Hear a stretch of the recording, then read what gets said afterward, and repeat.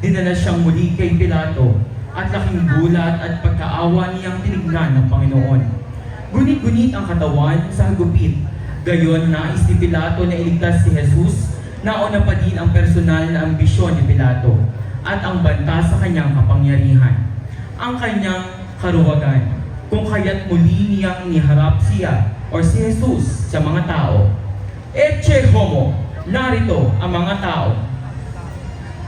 Ang imahe ng Ecce homo ay nasa pangalaga ng pamilya Banzon Anchieta at pamilya Angeles ng Nayon ng Balubad. Nuestro Padre Jesus de la Misericordia, Maawa ka sa amin.